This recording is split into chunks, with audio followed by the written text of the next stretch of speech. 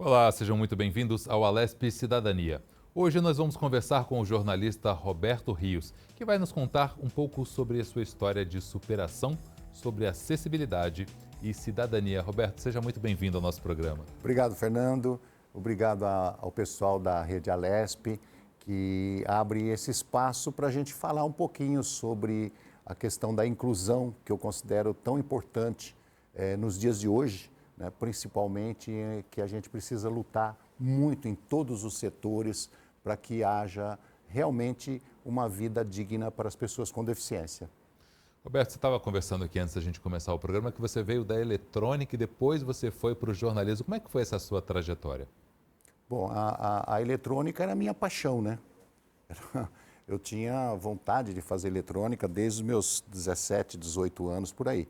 Eu fui convidado por uma tia minha para fazer jornalismo na época, mas eu não aceitei a ideia de fazer jornalismo. Eu fui fazer, na época, era técnico eletrônica, não era engenharia. Mas para 73, 74, técnico de eletrônica era uma sumidade, né? Para você ter uma ideia, nessa época, engenheiro de bordo nos aviões eram técnicos eletrônicos. E eu fui trabalhar no que tinha de mais tecnológico na época, que era a televisão colorida. Em 73, a gente estava começando a entender o que era a televisão colorida. E eu fiquei nessa área durante toda a minha vida. Mas quando fui aos 41 anos de idade, eu fui assaltado ali na divisa de Guarulhos com São Paulo e dentro do carro tomei 2 tiros. Um tiro pegou do lado esquerdo aqui, que eu estava dirigindo, né? E vazou, saiu do outro lado, furou os 2 pulmões e o segundo tiro pegou na coluna. Bom, fiquei paraplégico, certo? Aí depois de 2 meses internado, 3 meses em casa, me convidaram para fazer uma palestra no Centro Espírita Ismael, no Jaçanã, no Kardecismo. E eu fui. E lá, um senhor que era apresentador de um programa na Rádio Boa Nova me convidou para entrevistar. Eu fui dar a entrevista e ele abordou, como eu estava te falando, ele abordou a questão espiritualista, que era um programa de uma rádio espírita. Aí ao final do programa, eu perguntei para ele se a gente podia fazer algumas alterações no programa, porque eu estava me sentindo assim num mundo muito estranho, que definitivamente não era o meu. Eu estava me sentindo assim na Terra, mas num outro espaço, tá? Como se eu estivesse lá no meio da geleira, não sabia fazer um iglu, não sabia fazer um buraquinho para pescar, não Tudo tinha era informação. novo, né, para Tudo era você? novo. Eu não tinha informação nenhuma. E que eu podia ocupar aquele espaço para levar informação para as pessoas com deficiência. E ele então chamou o diretor da rádio, ouviu a minha sugestão e perguntou se eu queria ficar no programa. Eu entendi que era para dar mais uma entrevista, até questionei, falei, olha, eu não tenho informação para dar, eu estou dizendo para você que eu estou aqui totalmente carente, né? Ele falou, não, é para você apresentar. Eu me assustei, sabe, com o impacto do negócio, porque, como você sabe, você fez faculdade de jornalismo, você sabe disso, tem de cada 50 grupos que saem de jornalistas, cada 50 pessoas que saem, um consegue sobreviver no meio, o resto vai para outras áreas, é uma área difícil, muito disputada. E de repente me aparece assim, apresentar um programa do nada, e eu não era jornalista. Mas eu, com bastante atrevido, né, e com vontade também de fazer alguma coisa, aceitei. E passei aí uns 2, 3 meses estudando tudo que eu tinha de direito, tudo que aparecia na minha mão com relação às pessoas com deficiência. E não era só paraplegia, sabe, Fernando? Porque quando você começa a falar de pessoas com deficiência, a pessoa vê eu na cadeira de roda, pensa que eu estou fazendo conhecimento da questão da cadeira de roda. Mas não. Nós temos surdos, nós temos cegos, nós temos amputados, nós temos tetraplégicos, nós temos síndromes, que são milhares de síndromes, né? Nós temos AVCs, paralisia cerebral, nós temos tanta coisa, tantos deficientes que precisam de informações diferenciadas, informações que são exclusivas para eles viverem bem. E isso tudo eu fui estudando e depois de 1 ano e meio, 2 anos apresentando o programa Gente como a Gente, da Rádio Boa Nova, isso em 97, eu comecei a apresentar, Quando foi em 98, 99, eu entrei na faculdade de jornalismo e fiz a faculdade de jornalismo e migrei. Quer dizer, migrei não, desculpa. Eu comecei a me entender como jornalista, comecei a apresentar um programa de rádio, mas continuei na eletrônica. A eletrônica mesmo eu parei há 4 anos atrás. Foi uma satisfação para a sua família, que você mencionou que você veio de uma família de jornalistas. Como é que foi a recepção deles quando você migrou para essa outra área? Infelizmente, a minha tia Helena já tinha falecido. Ela que queria, forçou a barra para eu seguir para o ramo jornalístico, porque a minha tia era compositora e os filhos dela, os meus primos, eram na maioria jornalistas, né? Foi a Helena de Gramont, que foi da Globo, o Júlio de Gramont, que foi presidente do Sindicato de Jornalistas de São Paulo, teve a Carmen de Gramont, que foi editora da antiga Manchete ainda, foi então, a família todinha no meio, era editor, redator, apresentador, repórter, tinha tudo, tinha uma salada de jornalista na família. Alguma coisa nesse meio estava te chamando, uma hora você ia ter que aparecer no jornalismo. Eu acho que a minha tia lá do outro lado, sabe, ela bem Fez quietinha, uma força. Ela escrevia as músicas dela quietinha ali na pia, lavando louça, ela era um gênio, era uma poeta, e ela lá quietinha lá em cima, ela falou assim, venha, aqui é o seu meio. E eu fui. Você se realizou, você gostou dessa área quando você entrou nessa época? Olha, Fernando, eu diria para você que eu amei por 2 motivos. Primeiro, porque como espírita lá atrás, a gente sempre tem a ideia de que você tem que fazer uma diferença nesse mundo. Cidadania. Você é um cidadão, você participa de uma cidade, você mora numa cidade e você tem irmãos cidadãos. E não é só aí, você tem irmãos no estado, você tem irmãos no país, você tem irmãos no mundo, em que você não pode ser um cara que cruza o braço e vê as coisas acontecerem. Eu acho que você não pode ser passageiro, você tem que ser condutor, você tem que se arriscar, você tem que fazer alguma coisa pelo próximo. Isso eu aprendi muito dentro da filosofia espírita, porque, não sei se as pessoas sabem, o kardecismo não é uma religião, é uma filosofia, é uma ciência de intuito filosófico religioso. Então você aprende que você não pode ficar parado, você tem que fazer algo. E eu, como espírita que era, sempre quis fazer alguma coisa. Quando me veio essa oportunidade, o pessoal fala assim, você ficou paraplégico, sofreu muito e tal. Eu falei assim, olha, é lógico que eu sofri. Lógico, sofri muito, chorei muito. Inclusive eu mandei uma crônica agora para vocês aí esses dias falando sobre o silêncio. E às vezes o choro era tão silencioso que só uma alma dolorida conseguia escutar. Eu digo isso na minha crônica. Então, o choro silencioso, o choro que você não queria que a família ouvisse, né? As horas de testemunho com você mesmo, sabe? De reflexão. Passei por tudo isso e eu vi que a questão não era só da dor. Eu tinha ali uma oportunidade grande de botar a mão na massa, de fazer algo acontecer. E isso eu não deixei fugir. Então, primeiro, foi a oportunidade que eu tive de levar informação para as pessoas com deficiência, ajudá-las numa situação em que eu me vi e sabia que era ultra necessário, e depois a satisfação de ser jornalista, que é uma delícia você estar ali falando com um público gigantesco, levando todo o seu conhecimento para uma quantidade enorme de pessoas, ver pessoas entrevistadas que me traziam informação, conhecimento, isso maravilhoso, maravilhoso. Então eu me realizei 2 vezes. Voltando um pouquinho na época do acidente, do assalto, como é que foi esse impacto? Um dia você está dirigindo, você está com a sua vida normal, do outro dia a sua vida mudou completamente de um dia para o outro. Como é que foi esse primeiro impacto? Como é que você recebeu essa notícia?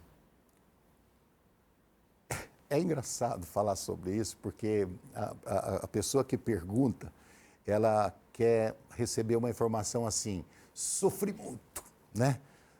Foi terrível. Não, não foi. Não, não foi. Eu fiquei no hospital 2 meses. E o meu quarto era uma bagunça. Meu quarto era uma bagunça, mas uma bagunça. Tinha gente que fumava dentro do quarto, para você ter uma ideia, certo? Era nego chegando 6 horas da manhã e 10 horas da noite tinha gente no quarto contando piada, falando besteira e fazendo eu rir, eu fazia a turma rir. Eu não sentia esse impacto. Eu não sentia esse impacto. Aí, essa minha prima, Helena de Gramont, que ela era da Globo na época, ela falou, vou arrumar um lugar para fazer a reabilitação do Roberto. E me arrumou a ACD. Então, quando falaram para mim que eu não andava, eu não sentia meu corpo, eu achei que eu ia para a ACD e ia sair de lá andando. Essa era a minha expectativa. Então, eu não tinha assim aquele amargo na vida, aquele sofrimento. Aí, eu fui para a ACD, fiz 3 meses de reabilitação e aí eu já tinha noção de uma coisa que era para sempre, mas sabe aquela que você não quer escutar? Não quer aceitar? Aí eu tive a rejeição, né? A não aceitação do meu caso. E foi uma vez, dentro de casa, assistindo um programa de televisão, se não me falha a memória, com a Silvia Popovic, ela estava entrevistando um rapaz tetraplégico, e ele falou assim, e na época eu estava procurando aqueles negócios daqueles curandeiros que faz cirurgia e tal, né? Da chazinho da tia Maria, aquele negócio. Procurando todas as alternativas. Todas as alternativas. E aí o cara na televisão falou assim, eu gosto de olhar bem para lá para ver, ele falou bem assim, você que está procurando as alternativas, você que está procurando o chazinho da Maria Joana, você que está fazendo cirurgiazinha aí no fundo do quintal, entenda uma coisa, paraplegia é para sempre. E fique na tua cabeça que paraplegia é para sempre. Aprenda a viver assim, porque senão você vai ser infeliz o resto da vida. Cara, eu caí no choro. Aí eu chorei. Aí eu acordei. E você sentiu o impacto de que realmente essa situação não mudaria. Foi a primeira vez que eu senti o peso da paraplegia. Foi depois já de uns 6, 7 meses na cadeira. Porque eu continuava boa. Eu já estava fazendo autoescola, né? Já estava aprendendo a dirigir com 7 meses de paraplegia, com 11 meses eu tirei carta. E eu não podia parar, Fernando. Sabe por que eu não podia parar? Porque eu tinha um filho de 14 anos, uma filha de 12 e uma filha de 8. Nossa. Eu falei, quem que vai cuidar dessa turma? E quando eu saí do hospital, o médico me deu lá Rivotril, Tegretol, Triptanol. Eu era um saco de batata. Né? Que você põe de um lado, ele fica ali. Aí uma noite, depois de muito choro, depois que eu tinha escutado esse alerta, né? E falar assim, abre os seus olhos, seu besta, certo? Mais ou menos assim, e entenda que a sua vida é essa. Eu chorei a noite inteira, eu dormia na sala, porque eu morava num sobrado, e eu ficava numa cama na sala. Eu chorei a noite toda, a minha esposa veio com o remédio, e falou assim, está na hora de tomar remédio? Bem, eu falei assim, não vou tomar. Ela falou, por que não vai tomar? Você é obrigado a tomar. Eu falei, não vou tomar. Mas o médico falou que você tem que tomar. Eu falei, o médico não manda na minha vida, quem manda na minha vida sou eu. Mas se tirar, tem que ser com prescrição médica e tem que ser devagar. Eu falei, poucos. A prescrição eu estou dando e devagar você joga um por um no lixo. Nesse ritmo, desse jeito. Nesse ritmo, desse jeito. Eu falei, chamei meus 3 filhos e falei, olha, até aqui eu tomei conta da vida de vocês, fui o chefe de família, fui o arrimo, e fiquem tranquilos que eu vou continuar sendo.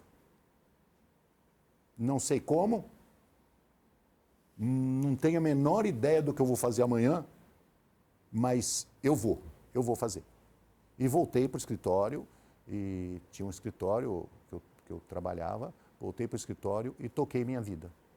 E toquei, lógico, se você falar assim, tocou e foi tudo um mar de rosas, não. Teve os percalços, teve vezes que vazou xixi no uripém, no meio do carpete, a minha esposa teve que sair correndo lá para limpar o carpete, e eu chorava, voltava para casa, tentava desistir, eu falava, não vou desistir, vou continuar. Desse primeiro momento, Sim, né? tem que cuidar dos filhos, e foi.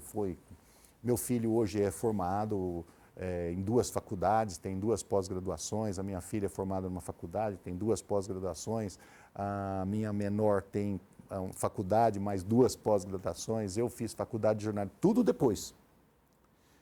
Não terminei uma pós-graduação, eu tenho azar com esse negócio de revólver, viu?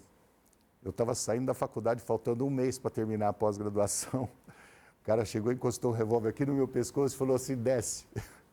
Eu falei assim, eu sou paraplégico. Não tem como eu descer. Daqui a pouquinho a gente conta essa história, a gente vai precisar ir fazer um intervalo. Daqui a pouquinho você me conta. O Alesp Cidadania vai para um rápido intervalo e volta em instantes. Até já.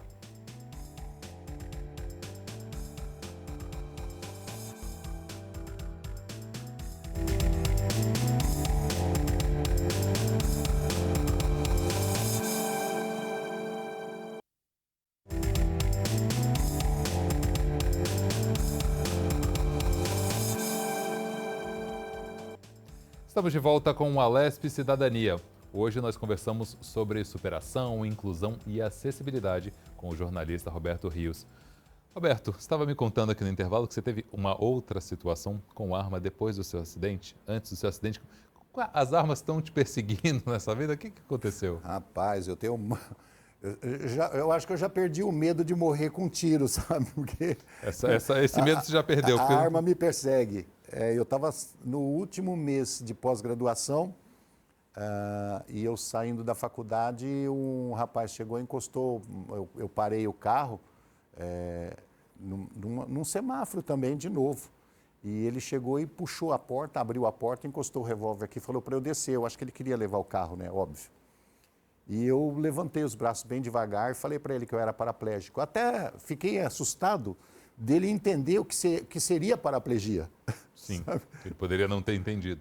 Porque o que você imagina como um todo assim, é que o cidadão meliante, ele não tem esse conhecimento suficiente para entender uma paraplegia. Ele sabe que você é aleijado.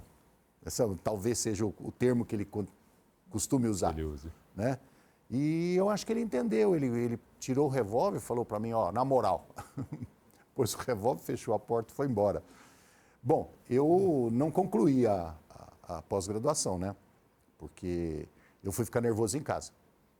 Depois? Eu fiquei gelado, fiquei gelado, frio, um silêncio absurdo bateu em cima de mim, eu fui ficar em casa e o meu pessoal de casa nem entendeu por que eu tinha desistido do curso, porque eu nunca gostei de desistir das coisas. E muito mais tarde, acho que mais de ano depois, eu contei para eles o que tinha acontecido. Mas foi um incidente que eu acho que uma boa parte dos paulistanos passam por isso, né? De ver uma arma na cara e a sorte que a grande maioria se livra, né? Como é que você mudou alguma coisa no seu dia a dia, na sua postura, nas suas idas e vindas pela rua, depois dessas duas situações? Tem que mudar, né, Fernando? Tem que mudar. Não é mais a mesma coisa. As minhas reuniões de amigos, as minhas reuniões sociais, tiveram que ser em lugares escolhidos, né? Que não eram os mesmos lugares que eu ia anteriormente. As minhas andanças pelas calçadas, elas tiveram que ser totalmente estratégicas, porque as calçadas não estão adequadas, né, para receber um cadeirante. As rampas, então, complicadíssimas, ainda complicadíssimas, né?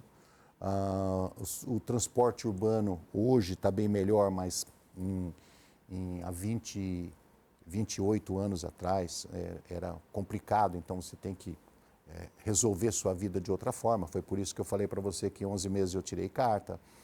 A vida em casa, embora a minha casa não seja nem um pouco adaptada, eu não tenho nada adaptado em casa, nada. Mas tive que mudar, fazer exercícios, ficar de pé num estande de ortostatismo, para botar peso nos ossos, botar um equilíbrio no seu todo, né? Ler outras coisas, outros livros, outras partes do jornal, das revistas e tudo mais.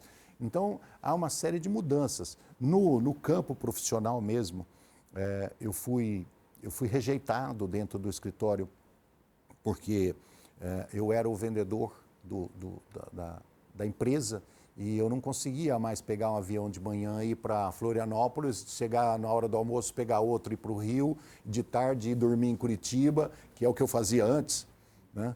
Eu não conseguia mais fazer isso, então a minha produção caiu, eu não conseguia entregar aquilo que eles precisavam da minha parte. E então eu fui discriminado, teve alguns comentários e que eu fui obrigado a sair do escritório. E aí você vai falar assim, era tudo? Não.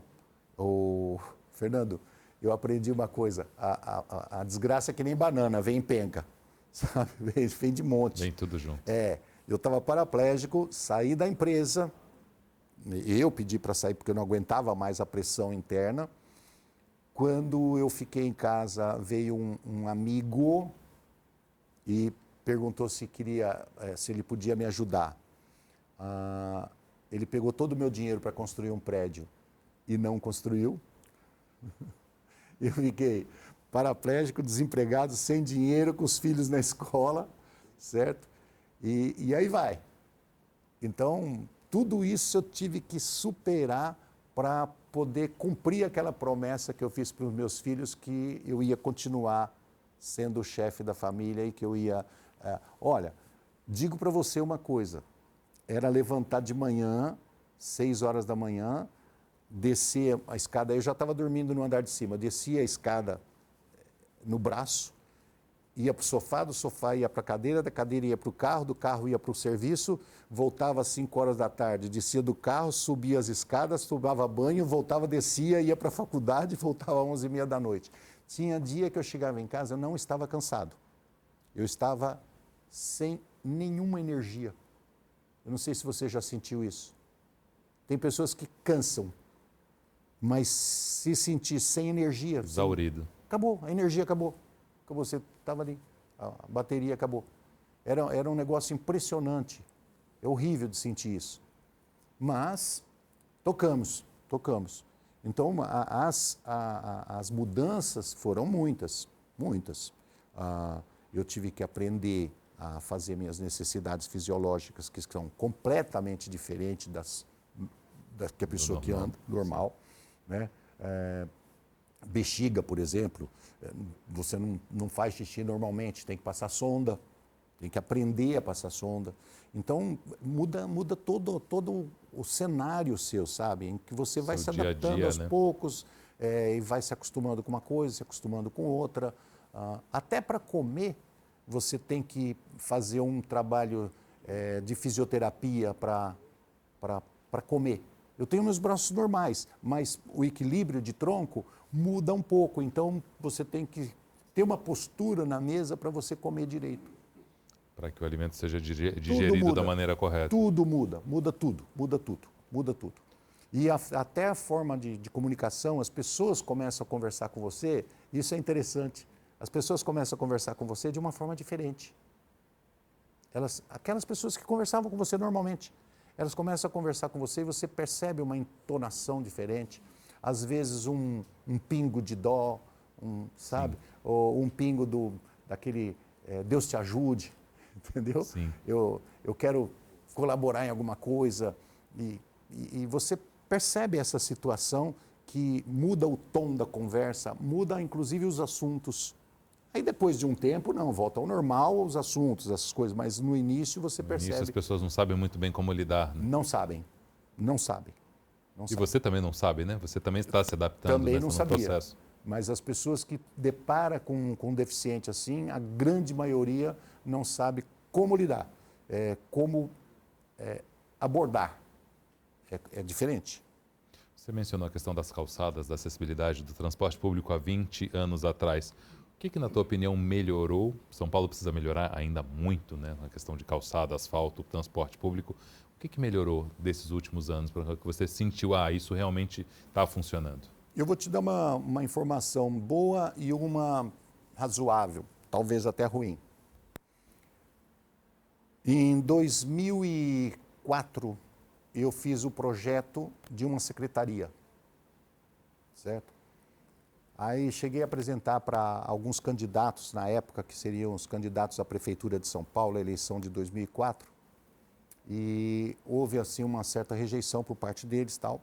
Aí quando foi no segundo turno que ficou o Serra e a Marta Suplicy, o pessoal do Serra me procurou e falou, você tem um projeto? Eu falei, tenho. Aí apresentei o projeto de uma secretaria da pessoa com deficiência. Quando foi em 2005, o Serra implantou essa secretaria em São Paulo. E aí, o que acontece? De 2005, já existia uma movimentação bastante forte com relação às plataformas, à acessibilidade, à escolaridade, o trabalho. Já existia um trabalho bastante volumoso na cidade de São Paulo. A Secretaria da Pessoa com Deficiência, ela veio de uma forma da sustentação a todo esse movimento que já estava acontecendo. Então, era aquilo assim, oxa, nós precisamos de políticas públicas para dar apoio ao que estava acontecendo. Tinha várias instituições, ONGs, trabalhando em prol da pessoa com deficiência. A revista Reação, do Rodrigo Rosso, que é um batalhador até hoje pelo processo de inclusão. Tinha a CPA, Comissão Permanente de Acessibilidade, que estava na SEAB, Secretaria da Habitação, trabalhando forte. A antiga DRT, a Delegacia Regional do Trabalho, estava bombando, Fernando, estava bombando, atuando em todas as empresas, fazendo com que a lei de cotas fosse cumprida. Doutora Lucila, maravilhosa, fiscal, o CAL, até hoje, na DRT, se não me engano, fazia um trabalho volumoso de fazer com que as pessoas com deficiência fossem para o mercado de trabalho. Mas até ali ainda existia algumas coisas, se cada um trabalhava de um lado e não existia uma junção, não existia uma comunicação. E a Secretaria da Pessoa com Deficiência, eu acho que o maior trabalho dela foi exatamente esse, olha, a política está aqui, o setor público está aqui para organizar esse negócio. Então, aí começou, a DRT começou a trabalhar em conjunto, as instituições começaram a se manifestar, o mercado de trabalho começou a se abrir, as calçadas começou a se fazer projetos grandiosos em cima de calçadas maravilhosas, porque a calçada, não sei se você sabe, ela tem um projeto grande, mas ela enfrenta inúmeras situações. Nós temos usuários das calçadas que são poderosíssimos. Tem a Comgás, tem a Eletropaulo, tem a Telefônica, tem não sei quem. Eu estou falando nomes antigos aqui porque eu sou antigo. Tem os postes, né, as fiações. Tem os postes, tem fiação, tem encanamento, tem água, tem esgoto, tem tudo embaixo da calçada. Quando você vai mexer na calçada, você mexeu num vespeiro ali que é gigantesco. Então, a gente reconhece os problemas que tem a calçada. Mas existia reuniões com todas essas concessionárias, né, para falar a respeito. Então, em 2005 até 2010, bombou o trabalho. A gente brigava muito por ônibus acessíveis, brigava muito por rampas acessíveis, porque antigamente você tinha uma rampa bonita com uma árvore no meio.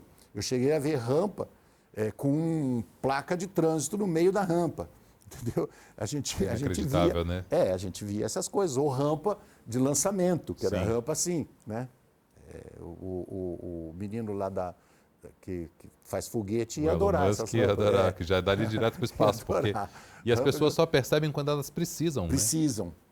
Então, nessa época, estava tendo um trabalho intenso em todos os setores. Era no ramo de escola, trabalho, as empresas estavam imbuídas de uma vontade empurrada pela fiscalização, né? Existia uma força, mas eu não sei, agora a parte triste, eu não sei, eu estou percebendo que de uns 5, 7 anos para cá, deu uma diminuída muito no volume do trabalho, deu uma diminuída no volume de trabalho em prol da acessibilidade.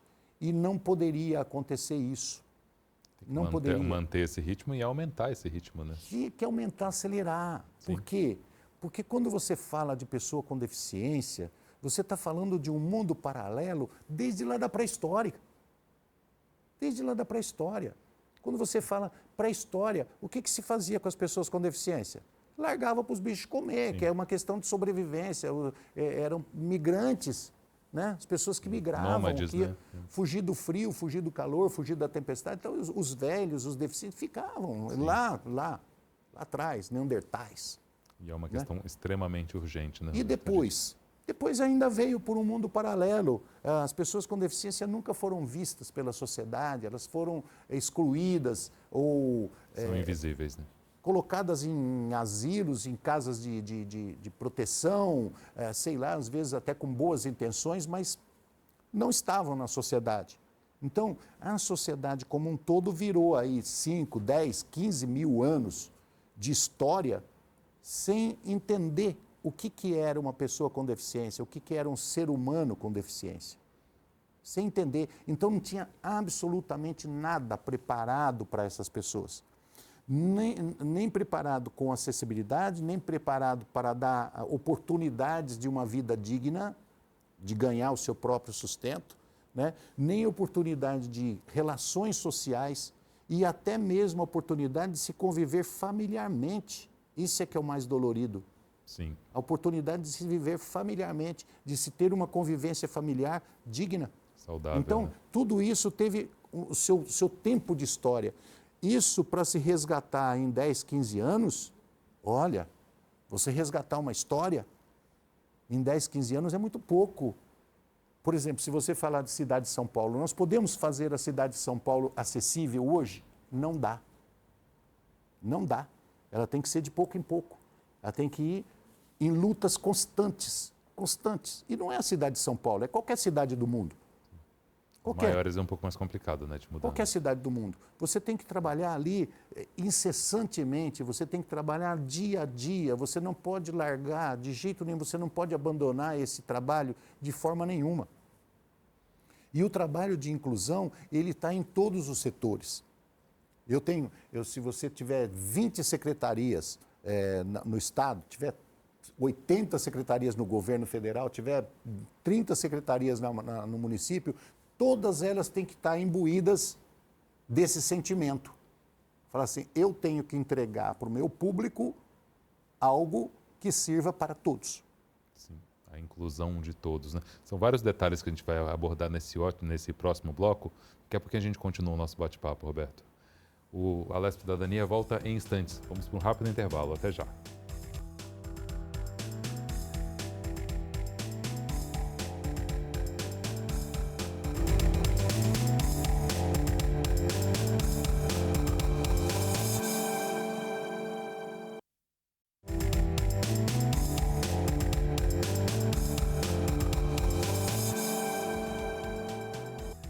Estamos de volta com o Alesp Cidadania, hoje conversando sobre superação, inclusão e acessibilidade com o jornalista Roberto Rios. Roberto, são várias as questões que deveriam ser discutidas com mais frequência em todos os órgãos municipais, estaduais e federal. Quais são as principais dificuldades e quais são os temas que, na sua opinião, são mais que urgentes, são extremamente necessários? A gente poderia falar aqui sobre isso durante o ano todo. Porque aquilo que eu falei... Pode vir de vez em quando aqui para atualizar. É aquilo que eu falei para você no bloco anterior. São milhares e milhares de anos de discriminação, né? De separação. Não é nem discriminação, de mundos paralelos. Parece que são dois mundos pessoas diferentes. Que não entravam Não na conversam. sociedade normal. Elas estavam vivendo um outro campo ali e que não tinham nenhuma informação, inclusive, né? Não sabiam nem quem eram, ou quais são os seus direitos, quais são os seus deveres, né? O que ela podia ou não podia fazer. Mas eu penso o seguinte, Fernando, que hoje a questão maior é fazer com que todos os cidadãos, com todas as pessoas, entendam que elas são únicas, que elas são diferentes, que elas têm muito a aprender com o outro, que ninguém é inferior a ninguém quando se fala de aprendizado. Eu posso pegar o cara da NASA lá, maravilhoso, inteligente, 50 mil livros editados, né? 10 pós-graduação, 50 doutorados. Se ele conversar com o Gari ali, que tem um conhecimento pequeno, que não estudou muito, ele aprende com aquele cara. Sim. Ele aprende. E aprende muito. Eu escutei pessoas de empresas grandes e falar assim, nós contratamos pessoas com deficiência aqui e eu vou contar para vocês, eu aprendi com eles. Porque você tem que aprender quando você quer aprender com o outro, você tem que respeitar o outro. E está aberto, né? A ouvir. Você tem que respeitar o outro. E quando você respeita o outro, você ouve o outro. Então você respeita o tempo dele, a forma dele falar, a forma dele fazer, que é diferente da sua. E você às vezes aprende com aquilo. Então, uma hora que o ser humano começar a ir por este caminho, falar assim, olha, eu preciso aprender a conviver com os meus semelhantes. Por isso nós falamos semelhantes, não somos iguais. Sim. Nós somos semelhantes, nós parecemos, mas não somos iguais. Então, a hora que você aprender a conviver com os seus semelhantes, a hora que você aprender a escutá-lo, a hora que você entender que ali existe um aprendizado único e que você deve aproveitar aquele minuto, aí este é o caminho correto para nós entrarmos no mundo inclusivo. Esse é o primeiro ponto. O segundo ponto é dar condições para as pessoas com deficiência chegar. Porque a inclusão é um mundo de dois lados, então tem que vir de um lado e tem que vir do outro. Você pode caminhar em direção, mas se ele ficar parado lá, não foi um caminho de duas mãos. Sim. Para que a pessoa com deficiência seja todas elas, seja o surdo cego, o amputado, síndromes, ele precisa de ter um espaço aberto para ele vir. Então, o que é um espaço aberto? Você não adianta falar assim, olha, eu vou dar trabalho para ele se ele não consegue chegar no trabalho. Não tem uma calçada decente para ele chegar lá, não tem um ônibus suficiente para ele chegar lá, ou não existe condições físicas para ele chegar lá. A empresa, às vezes, não tem uma acessibilidade que dê condições para ele chegar na mesa de trabalho.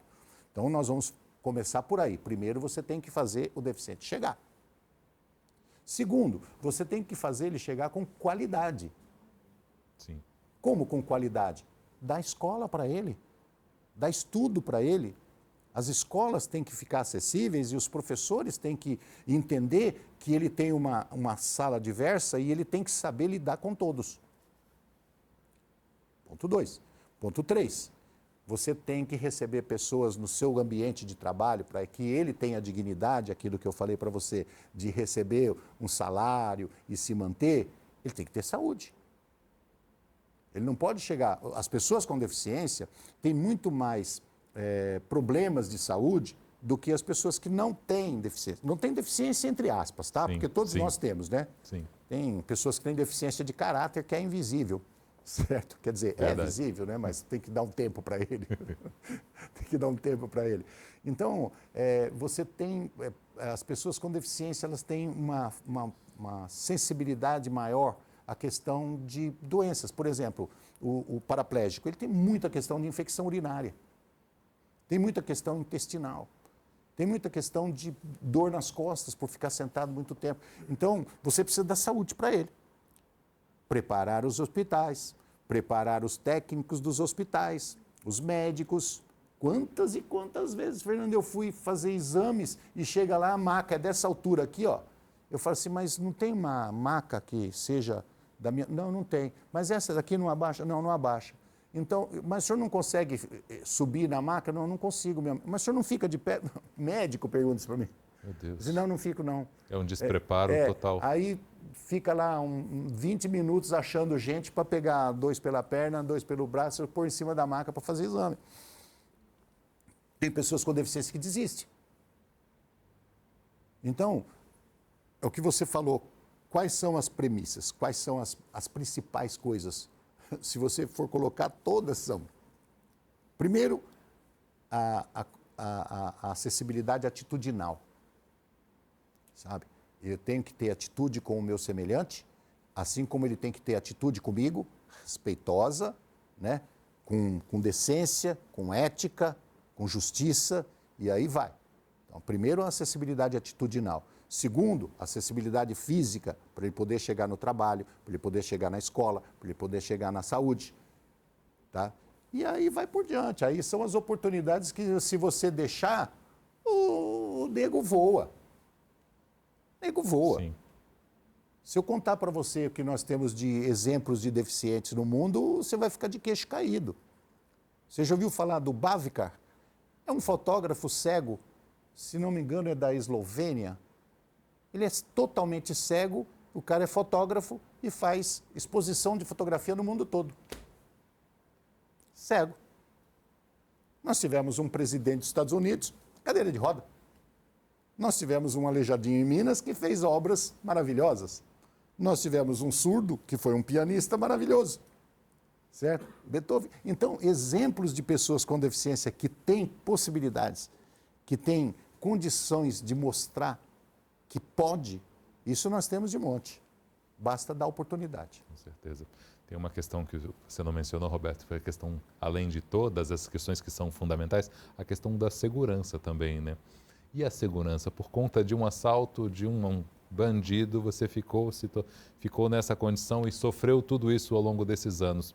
E a segurança está melhorando? O que pode ser feito para melhorar a nossa segurança no estado de São Paulo? Essa semana eu vi na televisão que os caras estavam tirando um paraplégico do carro para colocar na cadeira de roda e foram assaltados. São histórias assim que são do dia a dia, a gente ouve o tempo todo. Que um amigo meu lá do prédio fala assim, ó, a vontade de chorar é grande, mas a de rir é maior.